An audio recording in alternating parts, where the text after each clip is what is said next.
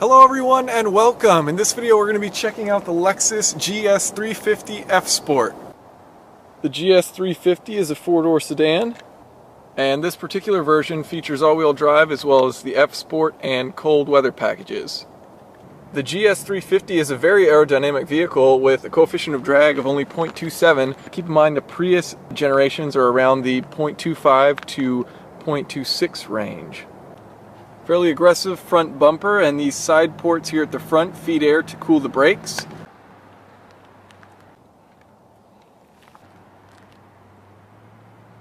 The rear spoiler, part of the F Sport package. Checking out the engine bay, everything is for the most part covered, which I'm not a huge fan of, but you do have access to all of the fluids. So you've got your brake fluid, which you can check there, your washer fluid here. You've got your engine coolant and the level reading, which you can see, and then finally your engine oil dipstick over here. So the main fluids are accessible even though everything is pretty much covered up. I do like the placement of the battery. They've got it as far back as possible towards the center of the vehicle, and it's actually all the way on the right as well. So you're kind of countering the weight of the driver by placing this battery on this side, and you want it as far back as possible to keep that weight towards the center of the vehicle rather than towards the outside. Here you can see the top of the front right suspension. This is an active variable suspension, so this right here is what's going to be altering the damping force. So let's follow the path that the air takes to get into the engine. So here we have our air filter in this box right here. Now that's fed from this intake up front. The air can come in here. Now when you close the hood, this will actually be covered. So what they have is these vents here, which open up to the front of the grille. So your air can come in here, vent through here, into the intake, through the air filter, then it'll pass back. And luckily, this cover here is pretty easy to remove. You can simply just pull it off. So now that we can see things better, you can see the air will come back. Here we have our throttle body, and as you can see, it's electronically controlled. There's a little motor in there. Now, Lexus calls this ETCSI, Electronic Throttle Control System with Intelligence. The intelligence meaning that it can be electronically controlled by the ECU based on different parameters. So this vehicle features several different drive modes: Eco, Normal, Sport, and Sport Plus. And depending on which you choose, one of the things this alters is the throttle mapping. So as you push the accelerator pedal down in Eco mode, the amount that the throttle opens is less than in Sport or Sport Plus mode, where you press the throttle and it's going to open up the throttle actually a little bit more based on how much you have the accelerator pedal depressed. Now, the traction control system as well as the stability control system can also alter the throttle based on your driving conditions, what's going on with the car. If it's losing control, it may limit the throttle so that you can maintain course. Now, if we follow that throttle body, we get to the intake manifold, and as you can see, it is plastic. And there's some good reasons for doing this in plastic. One of the big ones, of course, being cost, but also it's lightweight. And since you have this engine cover, it's typically not going to be seen anyways. So as you can see, 6 different runners for each one of the 6 cylinders. This is a 3.5 liter V6 engine. A bit difficult to see, but it is an aluminum block, and you can see the aluminum heads. Dual overhead cams, 24 valves in total, with dual continuously variable valve timing with intelligence. Dual meaning for both the intake and the exhaust. With a compression ratio of 11.5 to 1, this engine produces 306 horsepower at 6,400 RPM and 277 pound-feet of torque at 4,800 RPM. So peak torque is fairly late, but quite a powerful engine. The engine revving up to 6,600 RPM for the red line. So after passing through the 3.5 liter, the exhaust then exits through each side of the 3.5 liter, each of the cylinder banks. So it is a true dual exhaust. As you can see there's the first oxygen sensor on the exhaust manifold, and that will go all the way back to the rear. The power is sent to a 6-speed automatic gearbox, which is then sending power to all 4 wheels. And if you'd like, you can shift the gears yourself using the gear shift or paddle shifters.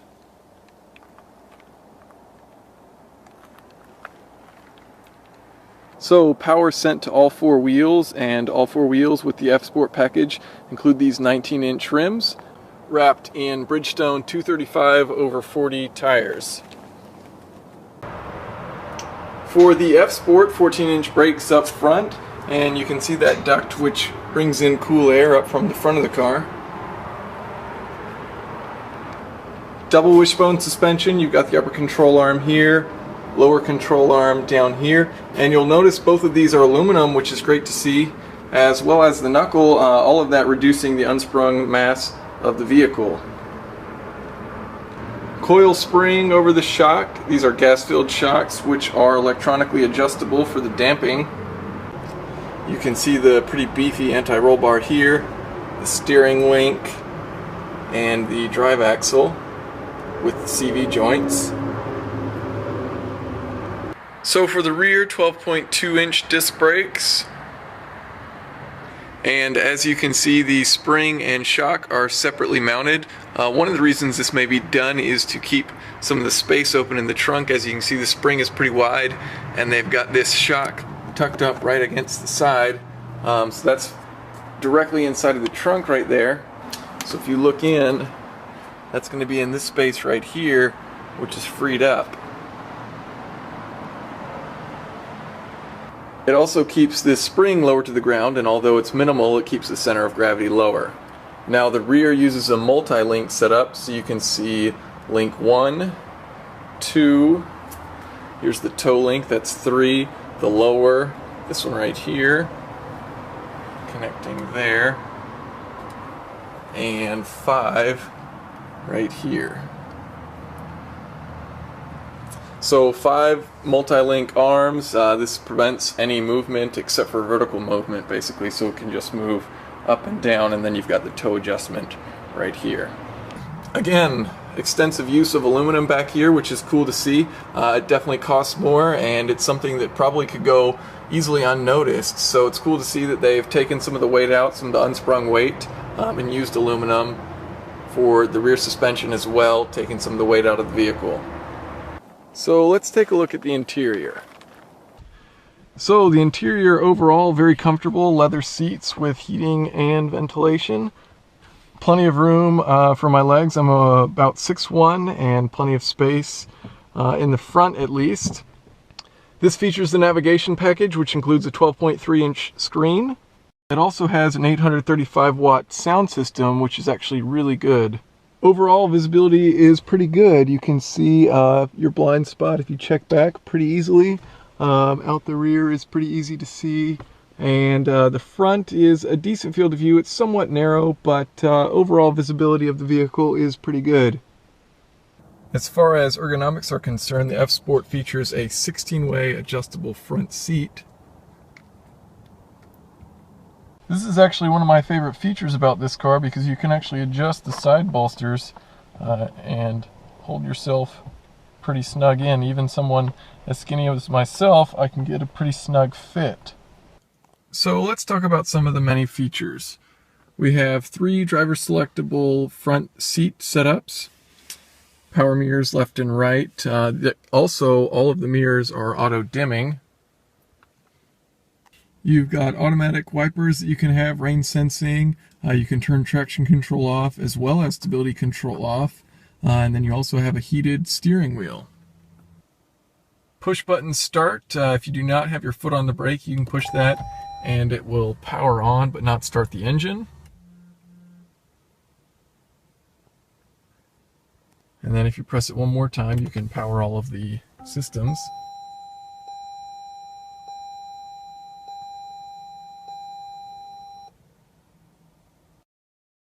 And if you do have your foot on the brake and press it, it goes ahead and starts up.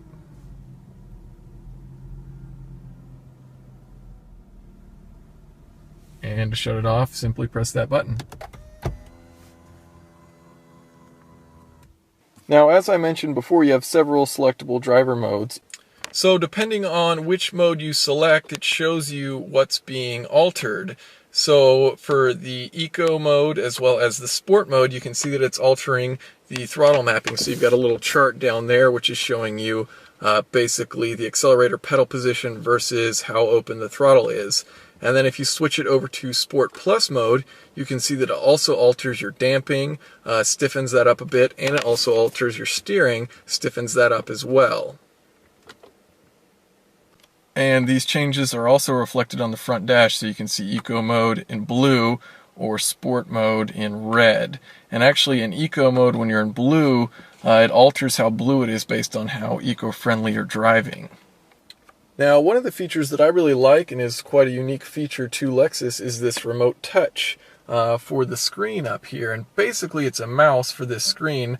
And I had used one on a previous Lexus many years ago when these were first coming out, and I didn't care for it that much. But using this one, it's actually really good, I think. And it's simple, it's something unique to Lexus, and it actually works pretty well. So depending on what you want to select, it actually locks in place. So as you're selecting, it kind of hits a little stop. As you can see there, its motion is restricted, so you're selecting the different options. And you can do the whole thing with just a single finger and move around to the different systems.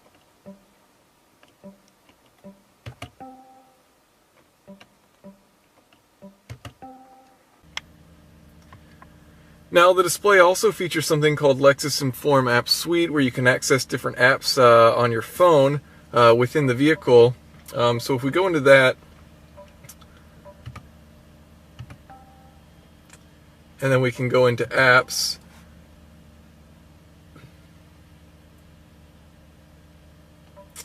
and then you've got a pretty limited selection of what you can actually access. Bing, but it only really searches for locations. It's not a full browser. Pandora, you can access your music stations. Yelp, which is useful. And that's really about it. That's not a full Facebook. So it does have app features, but it's quite limited. It'd be nice if it had Spotify as well as a full browser access to the various GPSs that you have on your phone, so you can use whatever GPS you want. And, you know, it's always going to be up to date and has all the different information that you want stored in it that's already on your phone. Now, Google and Apple are working on their own solutions to this, so I think this will improve over time, the functionality and the different features and apps that you can use. Sitting in the rear, not a tremendous amount of legroom, but this is with the front seat in the position that I would have it in while driving. So behind the driver, but it does have these contours in the chair so that your knees do fit fairly well. I do fit, it just wouldn't be the greatest thing for a long drive. You've also got this center console area which folds down, storage compartment, and you can even access the trunk. Seating for the unfortunate center passenger is a bit cramped because you've got this big hump due to the all-wheel drive system. All right, let's go for a little test drive. So I'm going to start out in Eco mode.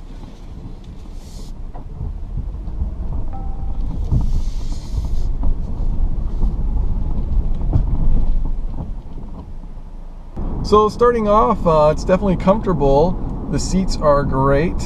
The steering wheel leather wrapped, and it also kind of has a little cushiony feel to it, so it gives in a little bit as you squeeze down on it, which is nice, and it's got good locations for your hands. One thing you'll notice in all of the modes, except for the Sport Plus, is that the steering's pretty effortless. Doesn't really require much to get it to turn, little feel involved, but you can change that by switching it over to the Sport Plus mode, and when you do that, it really does increase the amount of effort it takes in order to turn that steering wheel, which is kind of nice. I actually like it, especially if you're going for some aggressive driving. It does feel pretty good. Now, if you're not and you're just kind of cruising around town, it probably does feel a lot better to not have to put in nearly as much effort into the corners. This car definitely does sound good when you step on it.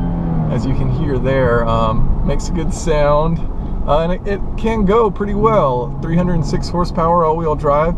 I think Lexus says the 0 to 60 of 5.8 seconds, which is pretty good for a car considering how much it weighs. It's just about 4,000 pounds, which is a lot, but for a luxury sedan of this class, it's not too bad. Hear that engine.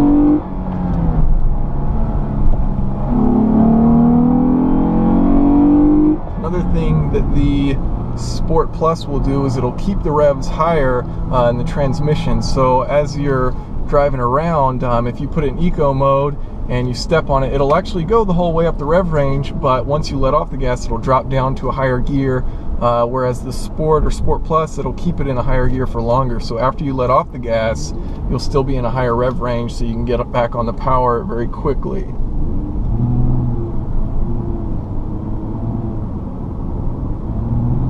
I really do like the way this car drives.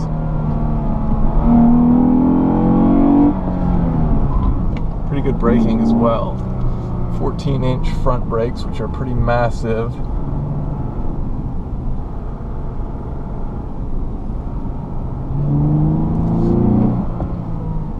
Now, the paddle shifters I don't really use too much. I was messing around with them. And they're fine, they work, they do what they're supposed to do, but because this is just a regular automatic gearbox, not like a dual clutch or anything like that, so the transmission gear shifts aren't going to be that quick, so it just doesn't have the response that you kind of want when you flick one of those paddles. There's kind of a delay, so it feels best to just kind of leave it in the automatic mode and let it do its thing.